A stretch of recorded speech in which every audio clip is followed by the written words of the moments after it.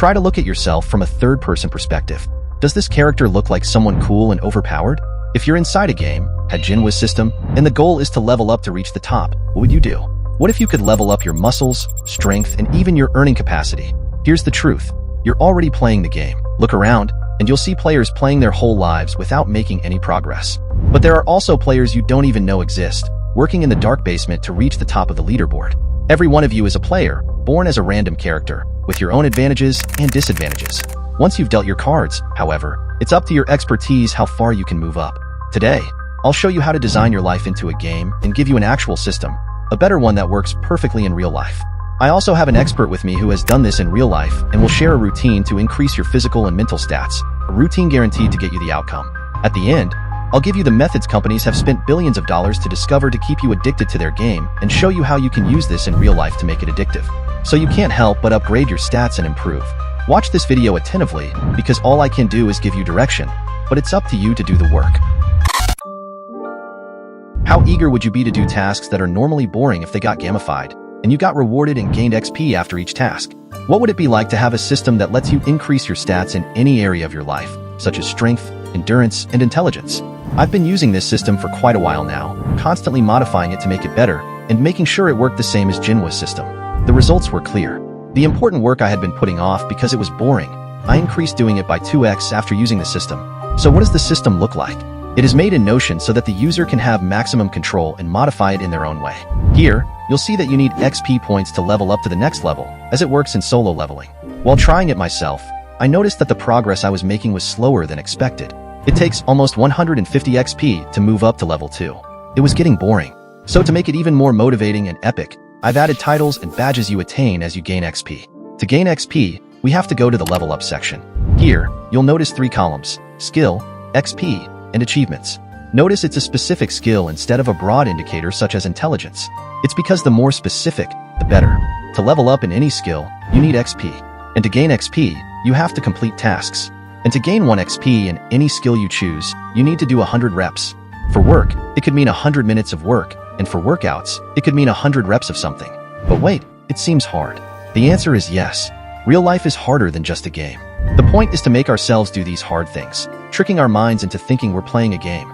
Okay, now the system isn't complete yet.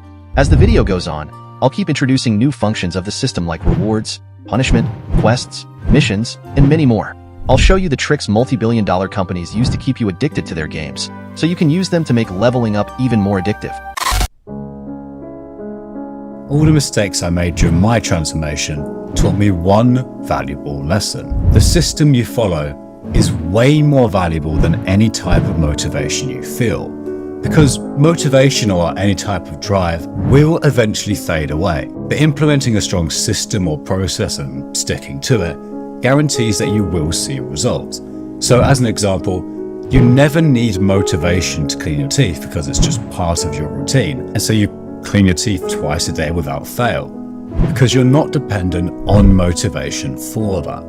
So the routine we're about to share ensures that we get the most out of ourselves, making the process of leveling up in any area of our life as fast as possible. It's all about balancing and maintaining optimal performance so we can give our best every single day, consistently in the long run, rather than just once. So to create the best routine, the first thing you want to focus on is there's a time in the day where you will perform at your best. For some people, it's early in the morning, so early birds and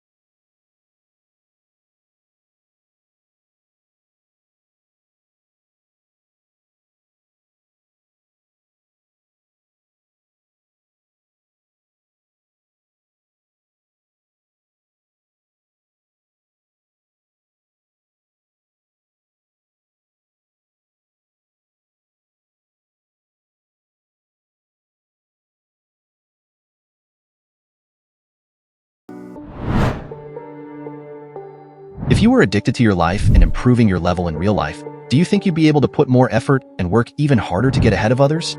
Is it possible to make your life more addictive like a game? The big establishments spend millions of dollars researching what makes a game addictive so they can keep players playing for the longest time and earn more money. Here are 6 methods they found to do this that you can use to make life more addictive. Have you ever wondered why video games never become boring to some people? Even though you're playing the same thing over and over, it only gets more addictive. One trick these developers use to keep it from getting boring is feedback loops. Okay, so what is it, and how can we use this in real life? It is a mechanism within the game that continually provides players with feedback on their actions. For example, the increase in the XP bar after you complete a quest, achievements, rewards, and kill streaks, etc. There are 2 types of feedback loops. Positive feedback loops reward players when doing well, like progressing in the level up bar or unlocking new weapons after a victory. When players get these positive feedback loops, it reinforces their behavior to keep on playing. They play more to attain another reward. Then, when the game starts to get boring, to add thrill and fun to the game, they have added negative feedback loops. It makes the game challenging and makes leveling up harder for a moment. But both of these have a compounding effect. When you experience more wins through positive loops, you're likely to keep winning continuously moving forward. But if you get negative feedback loops, you are likely to continue losing. Did you know that winning has a neurological effect on the brain? It is able to physically change our brain's wiring. Research has found that people who experience early wins go on to win more in the future than someone who hadn't experienced the early wins. For example, in an experiment with rats, they found that rats who fought other weaker rats and experienced early wins went on to win against rats who were significantly stronger than them. You'll also notice that in almost every game, there are always those little sub-buckets of wins beneath the big wins. The system is designed to reward you with those wins, so you get that boost to go win the next big thing. For example, each time you complete tasks you get XP points, and after reaching a certain point you unlock these titles. You can use coins to buy XP boosting potions and pets, which will make it even more fun to keep playing. All of these little wins will reinforce your behavior and motivate you to win big. I still remember the feeling of winning my first Battle Royale game. My hands were shaking, heart pounding like an engine. I had only 10 HP left. The thrill I felt defeating the last 2 guys was unimaginable. And to relive this feeling again and again, I would play the game like a drug addict. The reason I got so addicted to the game after this is because of a principle called a variable schedule ratio. Always winning leads to boredom. Imagine grabbing your sword and defeating every enemy that comes in your way with one blow. Always losing makes it tiring. There has to be a challenge, but it needs to meet your current skill level. If you're level 10 and I put you in front of a level 100 boss, you would never win, and then quit afterward. It has to be in a state that gives you thrill, where it's not too easy, nor too difficult. So it's interesting enough that you get a sense of craving to play again and again. Researchers have found that the most driven people didn't set unreachable goals. They set achievable goals, achieved them, then set new achievable goals. Their repetitive victories motivated them further. So how do you make real life thrilling as a game? There are only a handful of tactics such as deadlines that have the power to turn any boring task into something exciting. It always stays at the back of your mind and keeps reminding you that it needs to be done. The other powerful way to keep it thrilling is adding a cost to it. Which leads us to the most important section of the video. What if you never procrastinated, never missed a task you intended to complete? What if there was a guaranteed way that you never made excuses and did what you said you were going to do? Behavioral scientists found a phenomenal way to force someone to do something, and it's by adding a cost to it. Let's say I have to edit this video, but I'm too lazy to do so.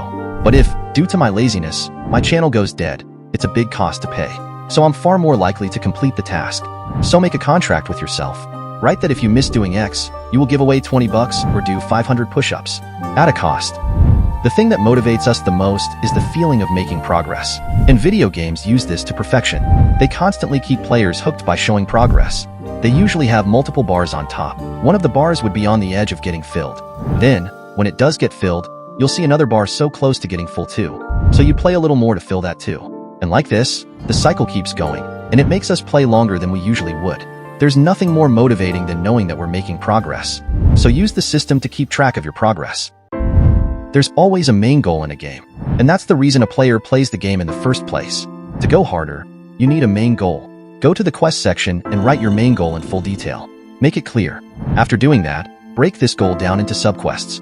And at the very end, break them down into daily actions you need to take each day to reach that big goal. Add rewards and punishments for completing each task so that it motivates you to push even harder.